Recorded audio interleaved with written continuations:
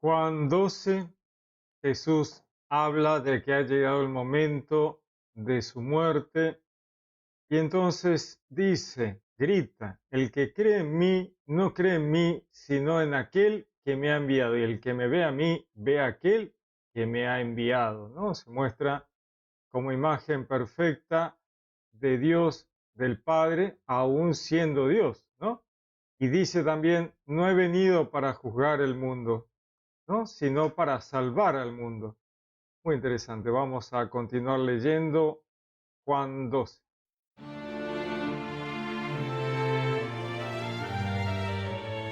Hemos estado leyendo el Evangelio de Juan, habíamos leído el 11, ahora estamos en el capítulo 12. Vamos a ir leyendo, vamos a ver qué nos decía Juan. 6 días antes de la Pascua, Jesús se fue a Betania, donde estaba Lázaro, a quien Jesús había resucitado de entre los muertos.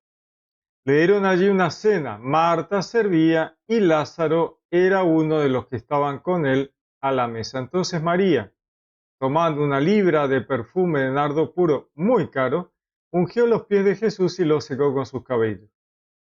Y la casa se llenó de olor del perfume. Dice Judas Iscariote, uno de los discípulos, el que lo había de entregar: ¿por qué no se ha vendido ese perfume por 300 denarios y se ha dado a los pobres? Pero no decía esto porque le preocuparan los pobres, sino porque era ladrón y como tenía la bolsa, se llevaba lo que echaban en ella. El chico Judas se quería quedar con la plata del perfume. Jesús dijo, déjala, que lo guarde para el día de mi sepultura. O sea, ya está dando. Lo que pasa es que él habla de su sepultura sabiendo que falta poco. Sin embargo, sus discípulos creen que, bueno, para allá, cuando esté anciano. Dice, porque pobres siempre tendréis con vosotros, pero a mí no siempre tendréis. Acá sí ya nos habla de un futuro más cercano, ¿no? Este tema de porque pobres siempre tendréis con vosotros tiene que ver con que realmente es así, ¿no? Siempre va a haber gente que necesite de ayuda, siempre va a haber vulnerables, pobres, huérfanos. Ojalá la humanidad evolucionara lo suficiente como para esto ya no ocurra. Pero muchas veces, aunque supongamos que somos todos ya super santos, pero siempre va a haber gente que no va a querer integrarse a lo socialmente aceptado, ¿no? Muchas veces hay gente que está en la calle simplemente porque le gusta estar allí. Parece una locura, pero uno lo descubre cuando trata de ayudar a algunas personas. No digo que todas, digo que algunas personas no quieren integrarse al resto, ¿no? Ellos, por algún motivo, están bien en la calle, uno trata de organizarlos, no quieren, vuelven a la calle ahí donde estaban. Cada uno es libre y a veces, bueno, son temas muy personales, temas, ¿no?, que van más allá de lo que uno puede hacer. Entonces, este tema, ¿no? Siempre tendréis pobres con vosotros, para mí no siempre me tendréis, obviamente, ¿no? Jesús está ya hablando de la cercanía de su muerte. Gran número de judíos supieron que Jesús estaba allí y fueron, no solo por Jesús, sino también por ver a Lázaro, a quien había resucitado entre los muertos. Claro, cuando la gente sabe que Jesús está allí, van a verlo, porque todo lo que hablan de Jesús es muy impresionante, ¿no? Y aparte quieren ver a Lázaro, el que ha sido resucitado después de 4 días de estar muerto. O sea, no es cualquier cosa, ¿no? La gente quiere saber si realmente eso es así. Los sumos sacerdotes decidieron dar muerte también a Lázaro, una locura tremenda, ¿no? Como Lázaro era un testimonio vivo de los milagros que Jesús hacía, dijeron, bueno, mátenlo a Lázaro también. Porque a causa de él muchos judíos se le iban y creían en Jesús. Fíjense, este tema de lo que vemos hoy, ¿no? Porque a causa de él muchos judíos se les iban y creían en Jesús. La gente a veces pastores, líderes religiosos, ¿no? Vienen enseñando una cosa y de repente ven que la gente ha entendido que hay algo que no está bien en lo que le está enseñando, ven que hay una enseñanza más profunda, que se dan cuenta que es mejor y el pastor, el líder, tiene este celo de que cómo se van a ir con otro y se opone aún.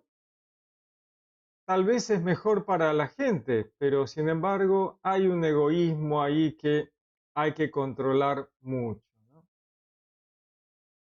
Al día siguiente, al enterarse la numerosa muchedumbre que había llegado para la fiesta de que Jesús se dirigía a Jerusalén, tomaron ramas de palmera y salieron a su encuentro gritando: Hosana, bendito el que viene en nombre del Señor y el Rey de Israel.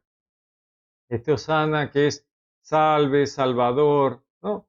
Hoshiana, bendito el que viene en nombre del Señor y el Rey de Israel.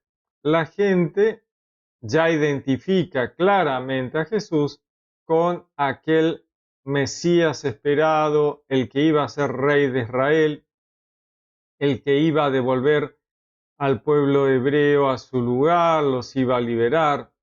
Realmente Jesús es exactamente eso, pero mucha gente pensaba y creía que tenía que ser algo terrenal, ahí que ellos en esta tierra, en este momento, vieran en una cuestión muy, muy terrenal, porque en realidad todo el cambio que trae Jesús se ve en lo terrenal, pero no es lo que ellos esperaban, ¿no?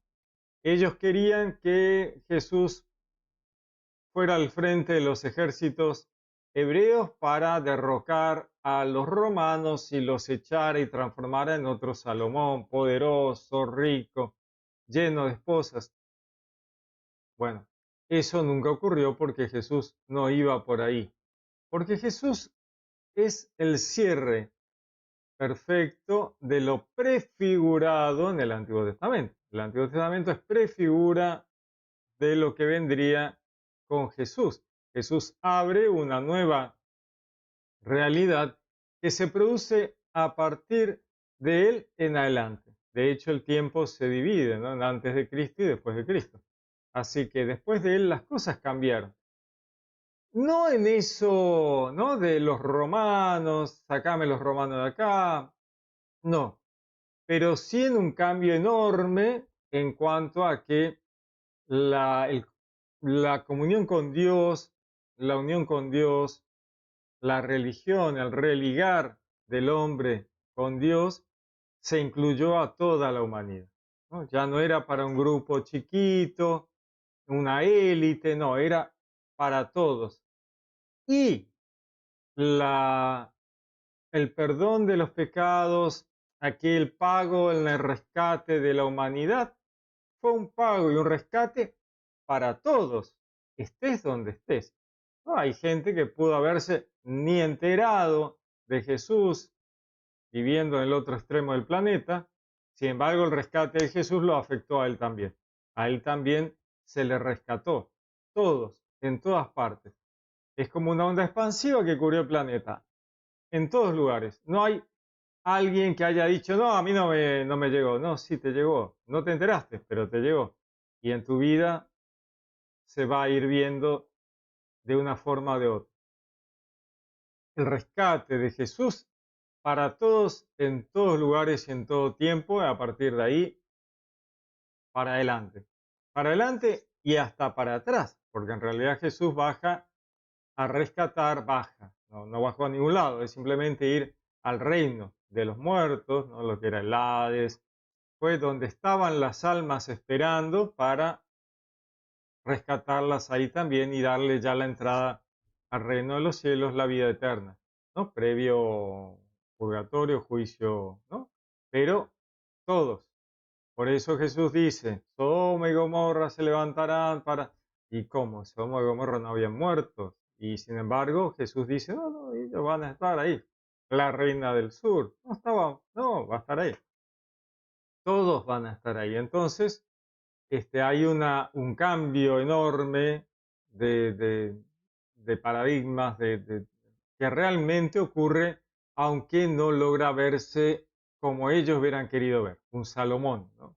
Pero bueno, el reino de Jesús, el reino de los cielos, ya estaba ahí, ya había llegado y ya empezó a cambiar todo. Jesús no había muerto todavía, pero el reino de los cielos ya había llegado. Así que ya arrancaba cambiando derechos, costumbres, ya empezaba a verse otra cosa. En Dios no hay hombre o mujer, judío o gentil, libre o esclavo, para todos. Jesús, habiendo encontrado un borriquillo, se montó en él según está escrito. No temas, hija de Sión, mira que viene tu rey montado en un pollino de asna. Esto no lo comprendieron sus discípulos de momento, pero cuando Jesús fue glorificado, cayeron en la cuenta de que esto estaba escrito sobre él y que era lo que le habían hecho, ¿no? ¿Qué era lo que le habían hecho? La gente que estaba con él, cuando llamó a Lázaro de la tumba y le resucitó entre los muertos, daba testimonio. Interesante, ¿no? Porque acá dice que mucha gente seguramente les preguntaba, che, pero fue así, realmente resucitó. Y Lázaro decía, sí, sí, soy yo resucité, estuve 4 días muerto. Muy impresionante. Por eso también salió la gente a su encuentro, porque habían oído que él había realizado aquella señal, una señal impresionante, ¿no? ¿Quién había hecho una señal como esa? Entonces los fariseos se dijeron entre sí, ¿veis cómo no adelantáis nada? Todo el mundo se ha ido tras él, ¿no? Están como locos porque ven que la gente está contenta, está feliz, lo siguen, lo escuchan y él realiza unas señales que solo pueden ser de Dios. Sin embargo, los fariseos están enojados, están enojados. Había algunos griegos de los que subían a adorar en la fiesta. Estos griegos de la diáspora, ¿no? De los que subían a adorar en la fiesta. Venían de todos lados para la paz. Estos se dirigieron a Felipe, el de Betsaida de Galilea, y le rogaron, Señor, queremos ver a Jesús. Felipe fue a decírselo a Andrés, Andrés y Felipe fueron a decírselo a Jesús. Jesús le respondió, ha llegado la hora de que sea glorificado el Hijo del Hombre. Fíjense que Jesús prácticamente toma esta llamada de los griegos, de que ya en las afueras, ahí afuera en la diáspora ya conocían de él, como el punto de inflexión, el momento para la Pascua de Jesús, ¿no? Para su muerte y resurrección. Entonces Jesús les respondió a que los griegos querían hablar con él. Ha llegado la hora de que sea glorificado el Hijo del Hombre. En verdad os digo, si el grano de trigo no cae en tierra y muere, queda él solo. Pero si muere, da mucho fruto. Una metáfora de su muerte y su resurrección, de que si él no moría y resucitaba, no iba a existir el cambio que se produjo tras su resurrección. Así que él dice, tengo que morir. El que ama su vida la pierde, el que ama su vida la pierde. Y el que odia su vida en este mundo la guardará para una vida eterna. ¿Qué es esto? El que ama su vida terrenal, su vida humana, su vida encarnada. El que prefiere la vida encarnada, la vida terrenal, la vida sobre la tierra ante todo, va a terminar perdiéndola. Y el que odia su vida, en realidad no es odiar, sino simplemente poner todo en su verdadera perspectiva, ¿no es cierto? Su vida en este mundo, un tema de pasiones, terrenalidades, pasionalidades, dice, el que deja eso atrás, la guardará para una vida eterna. Si alguno me sirve, que me siga. Y cuando yo esté y donde yo esté, allí estará también mi servidor. Si alguno me sirve, el Padre le honrará. Este es servir en la obra de la Iglesia Nueva, de la evangelización, de ser un verdadero apóstol de Jesús, ¿no? Ahora mi alma está turbada. ¿Y qué voy a decir? Padre, líbrame de esta hora. Pero si he llegado a esta hora para esto, dice él, ¿no? Como diciendo, ¿qué voy a decir? Ahorrame este drama. No, para esto he venido. Padre, glorifica tu nombre. Vino entonces una voz del cielo. Le he glorificado y de nuevo le glorificaré. El Padre habla desde el cielo para que todos escuchen. La gente que estaba allí y lo oyó decía que había sido un trueno. Otros decían, le ha hablado un ángel. Jesús respondió, no ha venido esta voz por mí, sino por vosotros. Obviamente, Jesús no necesita una voz de trueno del cielo para enterarse de lo que el Padre le dice, pero sí la gente. Ahora es el juicio de este mundo. Ahora es el juicio de este mundo. ¿Qué significa esto, no?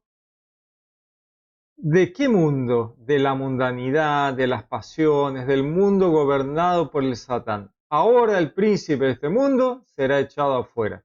Fíjense, el juicio de este mundo no significa decirle que tenía razón el Satán de haber acusado a la humanidad, sino por el contrario, decirle al Satán, estabas equivocado, y el juicio de este mundo es liberar a la humanidad para llevarla a la vida eterna, ¿no? Ahora es el juicio de este mundo.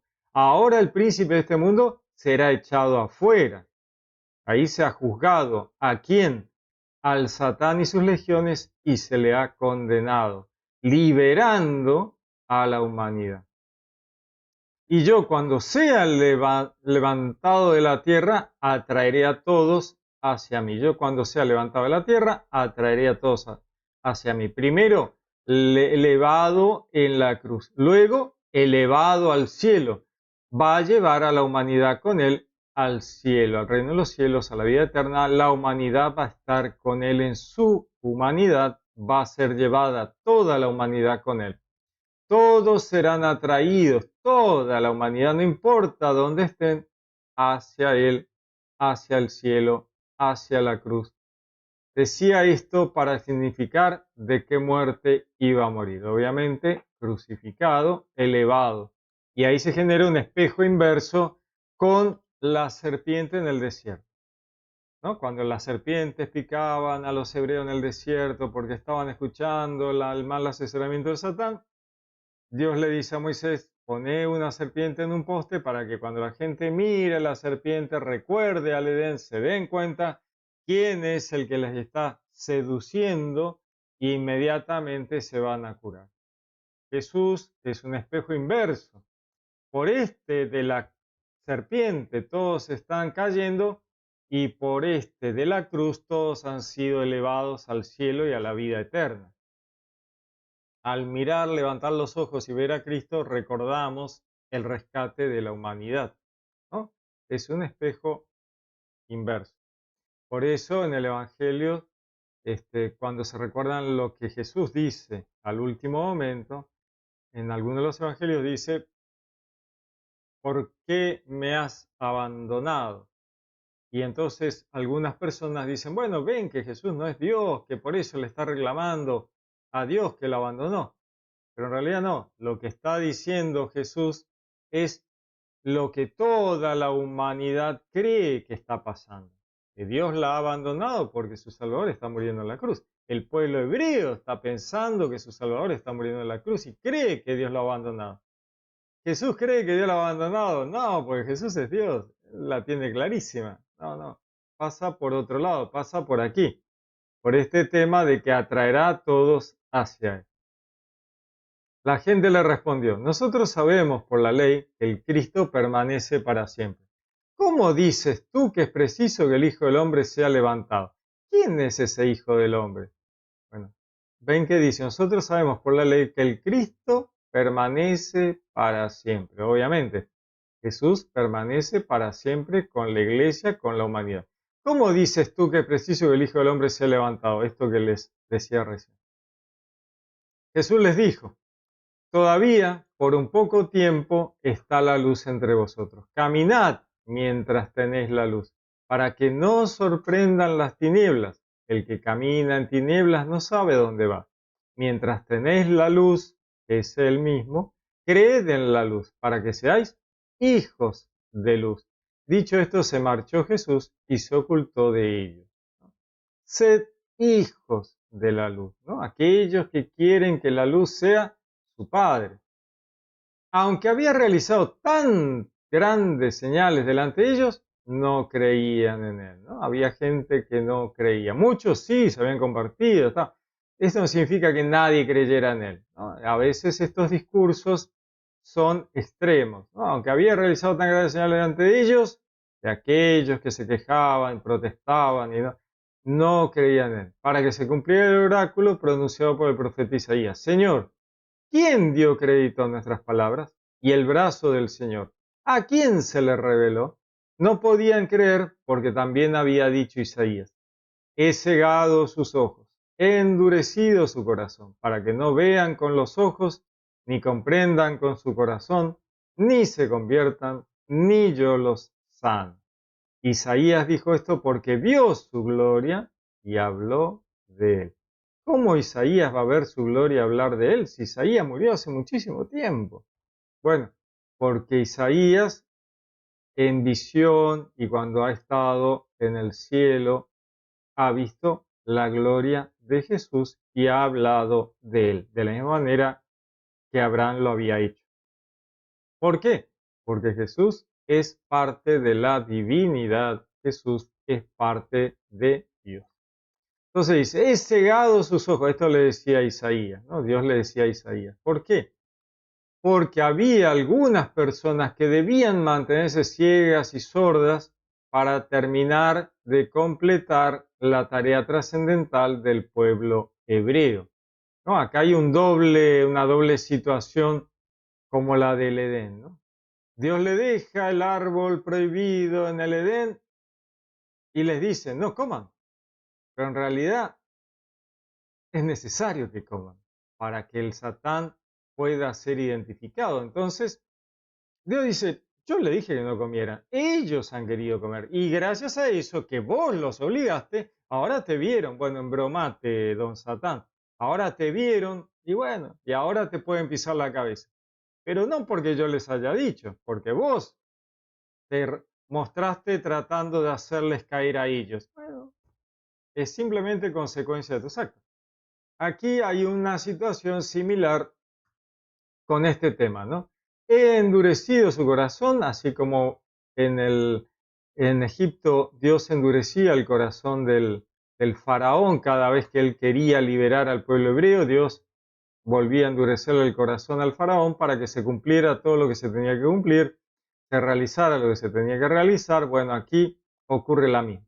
Entonces, esta gente que ha tenido los ojos cerrados, el corazón cerrado, ¿va a ser juzgada con dureza? Bueno, no, porque es una obra de Dios. Entonces estas personas van a ser tratadas con la justicia de que han obrado como Dios decidió para cumplir una tarea trascendental. Dice, sin embargo, aún entre los magistrados muchos creyeron en él. ¿Se dan cuenta? Hay gente que a pesar de que Dios trata de que cumplan con su tarea, ellos de todas maneras creen en Jesús y se convierten. Pero los fariseos no lo confesaban para no ser excluidos de la sinagoga. Para aquellos que se convertían, creían, no querían ser excluidos de la comunidad porque aquellos que no habían aceptado bajo ningún punto de vista a Jesús declaraban anatema aquellos que decían, no, pero yo creo que este tipo es el Mesías, que este es el Mesías, entonces decían, no entran más fuera de la comunidad, no entran más a la sinagoga. Dice, porque prefirieron la gloria de los hombres a la gloria de Dios, ¿no? Este tema de que no se terminaron de decidir. Por eso Jesús decía, el que no odie a su vida, ¿no? Y me siga, esta gente prefirió quedarse con su vida terrenal a perder su vida terrenal en pos de la vida en el cielo y la vida eterna. Jesús gritó y dijo, el que cree en mí no cree en mí, sino en aquel que me ha enviado. Y el que me ve a mí, ve a aquel que me ha enviado. ¿No? Gritó Jesús. El que cree en mí no cree en mí, sino en aquel que me ha enviado. Y el que me ve a mí, ve a aquel que me ha enviado. Al ver a Jesús, vemos a Dios, al Padre, a Yahvé, ¿no? Porque Él es imagen del Padre al encarnar el Verbo al encarnar es imagen representativa absoluta del Padre de Dios y Jesús, como es Dios, es parte de Yahvé. Yo, la luz, he venido al mundo para que todo el que crea en mí no siga en las tinieblas. Si alguno oye mis palabras y no las guarda, yo no le juzgo, porque no he venido para juzgar al mundo, sino para salvar al mundo. Fíjense la misericordia de Dios. Jesús dice, no he venido para juzgar al mundo. Si alguno oye mis palabras y no las guarda, yo no le juzgo, ¿no? Porque he venido para salvar, no para juzgar. El que me rechaza y no recibe mis palabras, ya tiene quien le juzgue. La palabra que yo he hablado, esa le juzgará el último día. ¿Qué es esto? ¿No? Porque acá uno dice, bueno, ¿le juzga o no le juzga? ¿Va a recibir un juicio o no va a recibir un juicio? Bueno, el que me rechace y no recibe mis palabras, ya tiene quien le juzgue la palabra que yo he hablado, esa voz en el corazón que uno debe escuchar. El que no escucha la palabra de Dios en su corazón, eso lo va a juzgar en el último día. O sea, cuando uno muere, fallece y va con Dios, y eso, el no haberle dado bolilla a Dios en su corazón, va a ser quien juzgue a esa persona. Porque yo no he hablado por mi cuenta, sino que el Padre que me ha enviado me ha dado lo que tengo que decir y hablar. Y yo sé que su mandato es vida eterna. Por eso, lo que yo hablo, lo hablo como el Padre me lo ha dicho a mí. Jesús está diciendo, yo vengo del Padre, vengo con las instrucciones que el Padre le dio, ¿no es cierto? Él dice, yo he estado con el Padre, soy parte de la divinidad y vengo cumpliendo lo que el Padre me ha dicho que haga y eso es lo que yo digo. Entonces acá hay todo un conjunto de temas, ¿no? Por un lado, Jesús no juzga a la gente directamente por no comprender y entender lo que le está diciendo. Por otro lado, les está diciendo, vengo a cumplir algo que el Padre me ha dicho que debo hacer, ¿no? Porque el verbo está atento a lo que el Padre le indica. Eso no significa que el verbo sea menos que el Padre, simplemente muestra una jerarquía divina. El Padre, el Verbo, el Espíritu Santo. Entonces, eh, está aclarando esa jerarquía divina, ¿no es cierto? Y por otro lado, está diciendo que va a ser misericordioso por aquellos que en ese momento no han logrado darse cuenta del todo de lo que pasaba, pero que sí va a juzgar, cada uno va a ser juzgado por no haber escuchado la palabra de Dios en su corazón cuando llegue el momento de enfrentarse a Dios en la vida, en el cielo, luego de la muerte del cuerpo. Cuando uno muere, va con Dios, no duerme, ¿eh? No hablemos de dormir otra vez porque no existe tal cosa de dormir. El alma sale del cuerpo, el cuerpo queda tirado en el piso, el alma se va con Dios y el alma, que es el reducto último de la individualidad humana, lo que uno es, nuestra alma va con Dios y allí se enfrenta a la realidad de uno. ¿Hiciste, escuchaste a Dios en tu corazón? Sí, pero le di bolilla un poco, sí, un poco no. Bueno, ahí viene un tema de un juicio que uno mismo muestra. ¿Por qué? Porque uno se conoce a sí mismo al punto, ¿no? Igual que Dios nos conoce, y entonces uno sabe cuándo debería haber obrado, cuándo no pudo, cuándo todas las circunstancias. En base a esas circunstancias, Dios juzga a cada uno, ¿no? Así que, bárbaro. Muy bien, ya estamos cerquita de la pasión de Cristo. Muy bien, les dejo algo para pensar. Que Dios los bendiga. Los saludo con gran afecto. Les habló Pablo Castro.